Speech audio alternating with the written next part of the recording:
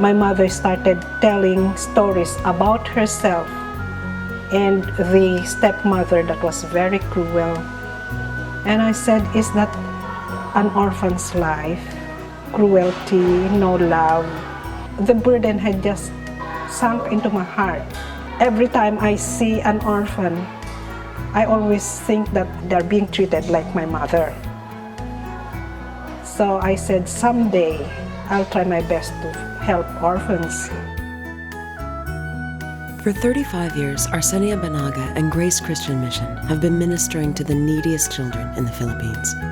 Beginning with an orphanage, the mission has grown to include 2 schools and 4 churches, all designed to meet children's physical, educational, and spiritual needs. Despite its rich endowment of natural resources and continuing economic development, the Philippines remains a place of subsistence-level poverty for 70% of its people, leaving its children especially vulnerable.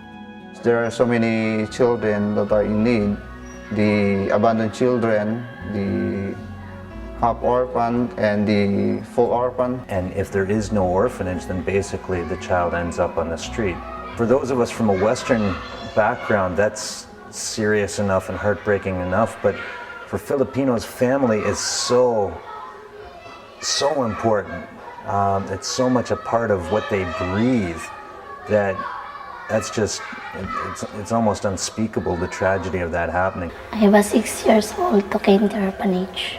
The original home of the orphanage was Santo Niño, a remote village reachable only on foot during the rainy season. From the very beginning, when she arrived here as a missionary, she is really very loving, especially those people in the village, especially mga cultural minority.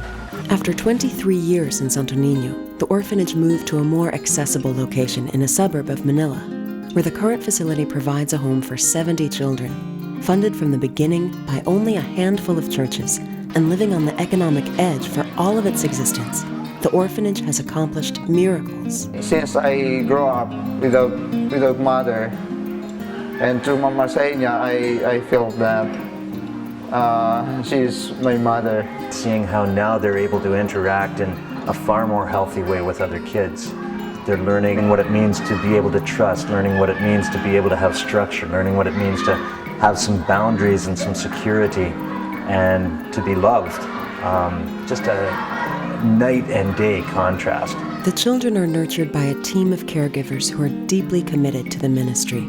I work as a big sister, washing their clothes and then fix their things in the cabinet.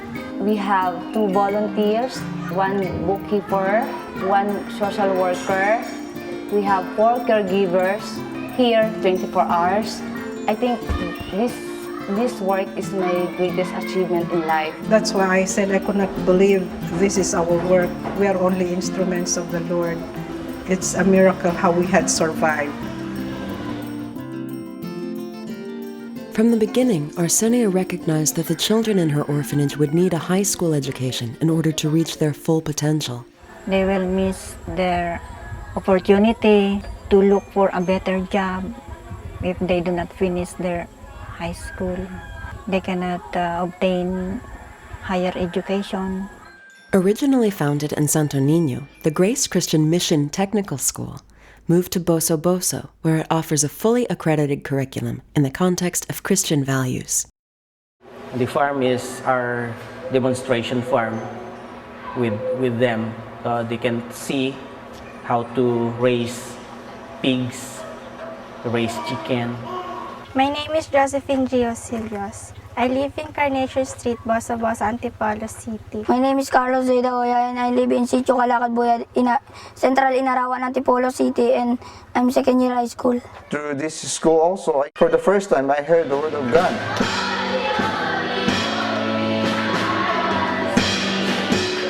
I'm staying here because of my dedication in my work. It's a rare privilege to meet individual people, especially children, and train them in godly ways. That's the way my teachers trained me when I was in high school. So I'm a product of Grace Christian Mission, and I'm glad I'm here. so many of the people who have come through the orphanage, not only were they encouraged and enabled to get the equivalent of a high school education, but a large number of them seem to actually have been sponsored to go on towards a college degree, which in the Philippines is a very, very significant thing. 23 years ago, a school teacher made the 24-hour trip to Manila to ask Arsenia to set up a second high school in the remote village of Barian in Bicol. Could you come and help us in Bicol, because we have a high school there, public high school, but it closed because the government would not operate it properly. Despite the remoteness, Arsenia responded to this request to create a new school. Parents are really eager to send their children to school. They're selling some of their properties or possessions just to send them their children. 3 years ago, the 300 students at Barian Technical High School moved into newer but still primitive facilities. At present, the classrooms that are being occupied are 6 classrooms with no window shutters and just dirt floor, not yet cemented.